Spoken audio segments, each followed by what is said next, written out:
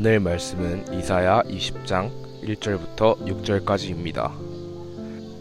아수르의 사르곤 왕이 다르단을 아스돗으로 보내매 그가 와서 아스돗을 쳐서 취하던 해니라. 그때 여호와께서 아모스의 아들 이사야에게 말씀하여 이르시되 갈지어다 내 허리에서 배를 끄르고 내 발에서 신을 벗을지니라 하시매 그가 그대로 하여 벗은 몸과 벗은 발로 다니니라. 여호와께서 이르시되 나의 종 이사야가 3년 동안 벗은 몸과 벗은 발로 다니며 애굽과 구스에 대하여 징조와 예표가 되었느니라. 이와 같이 애굽의 포로와 구스에 사로잡힌 자가 아스르 왕에 끌려갈 때에 젊은 자나 늙은 자나 다 벗은 몸과 벗은 발로 볼기까지 드러내어 애굽의 수치를 보이리니 그들이 바라던 구스와 자랑하던 애굽으로 말미암아 그들이 놀라고 부끄러워할 것이라. 그날에 이 해변 주민이 말하기를 우리가 믿던 나라 곧 우리가 아스르의 왕에게서 벗어나기를 바라고 달려가서 도움을 구하던 나라가 이같이 되었은즉 우리가 어찌 등이 피하리요 하리라. 아멘.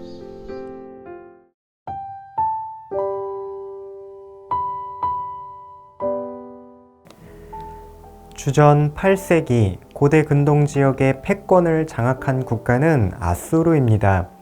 너무나도 사납고 무서운 아수르의 통치 앞에 주변 국가들은 무력할 뿐입니다.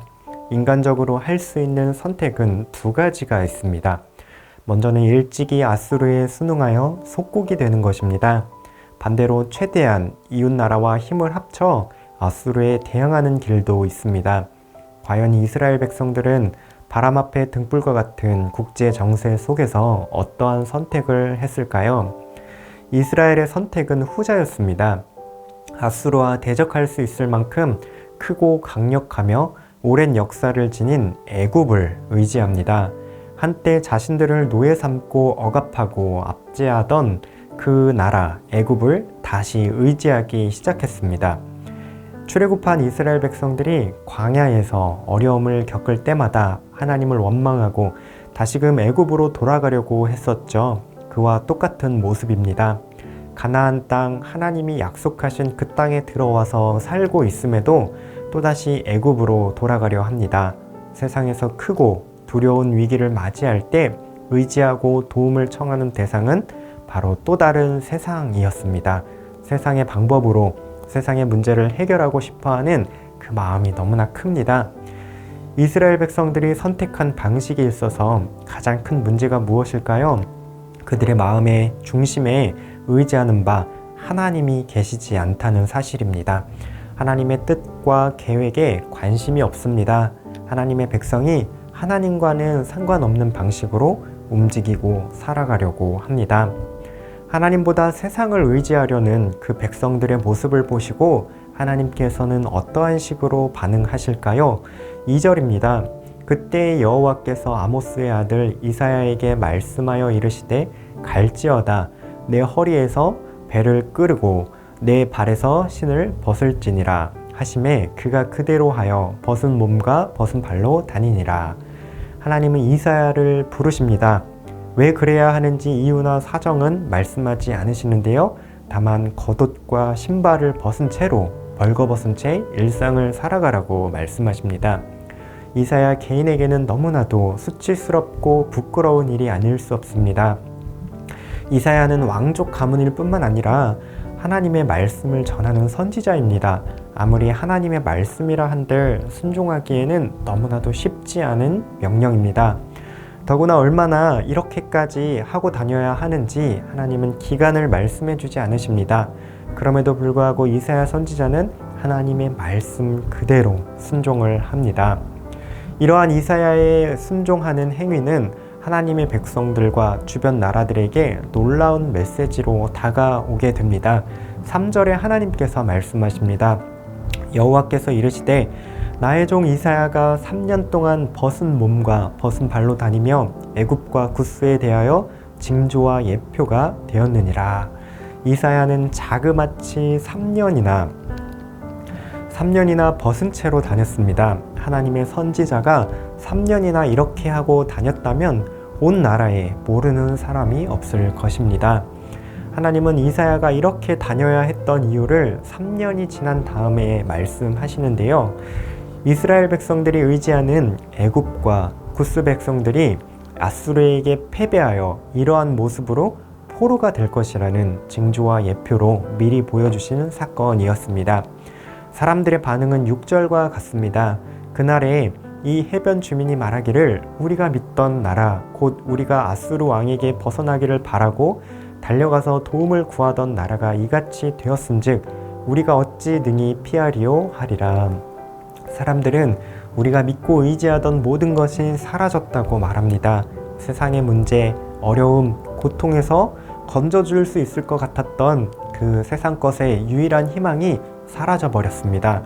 이러한 상황 속에서 하나님의 백성들은 이사야가 삶으로 보여준 그 특별한 행동을 통해 들어야 할 하나님의 음성, 그 메시지가 있었습니다. 먼저 이 세상에 하나님 외에는 다른 대안이 없다는 사실을 기억해야만 합니다. 하나님은 세상에서 내 힘으로 여러 가지 대안과 계획을 세우고 그것을 해본 다음 하다 안 되면 찾아가야 할 분이 아닙니다. 혼자 힘으로는 해결할 수 없을 듯한 큰 위기 앞에 다른 대안을 의지하지 말고 하나님 한 분만을 믿고 의지하라는 교훈이 바로 이사야의 행위 속에 담겨 있습니다. 혹 세상 일이 내 뜻대로 내가 계획한 대로 흘러가지 않고 있으신가요? 바로 그때에 하나님 한 분만을 의지하고 바라보아야 할 순간입니다. 그렇다면 어떻게 하나님을 의지하고 바라보아야 할까요? 바로 이사야 선지자가 하나님 말씀 앞에 순종했던 것처럼 그렇게 해야 합니다. 하나님의 말씀이 다 이해가 되지 않고 오히려 나에게 불리한 듯 보이고 손해인 것 같을 수 있습니다. 옷과 신발을 벗고 벌거벗은 채로 정해진 기한 없이 다니라는 하나님의 명령처럼 말이죠. 그러나 이사야는 순종함에 주저함, 망설임이 전혀 없었습니다. 하나님의 말씀, 하나님의 뜻이라면 그곳에 생명이 있고 그곳에 참 도움과 안전이 있음을 믿었기 때문입니다. 이스라엘 백성들은 선지자의 이러한 예표적인 행위와 애굽의 패망이라는 이 역사를 통해서 참으로 의지해야 할 분이 누구인지를 또한 어떻게 하나님을 의지해야 하는지 배워야만 했습니다. 우리의 인생도 참으로 바람 앞에 등불 같은 순간이 많이 찾아옵니다. 그럴 때 하나님 한 분만을 우선으로 의지하는 하나님의 백성이 되시면 좋겠습니다. 어떻게 의지해야 할까요? 하나님의 뜻이 나의 생각과 다르더라도 내 뜻과 체면과 상황이 하나님의 말씀보다 더 유리할 것 같더라도 우리는 하나님의 말씀에 맞추어서 살아가야 합니다. 우리의 삶에 가장 안전하며 가장 큰 도움이 하나님께로부터 올 것이기 때문입니다. 하나님을 의지하고 주저함 없이 말씀에 순종하는 그런 하루 되시기를 소망합니다. 함께 기도하시겠습니다. 세상 다른 것을 대안 삼지 않고 하나님 한 분만을 의지하는 믿음을 주옵소서. 하나님의 말씀에 주저함이나 망설임 없이 따라가게 하옵소서. 하나님을 의지할 때 우리 앞에 큰 산을 넘어설 수 있습니다. 모든 상황 속에서 하나님을 굳게 붙드는 청년가족 되시면 좋겠습니다.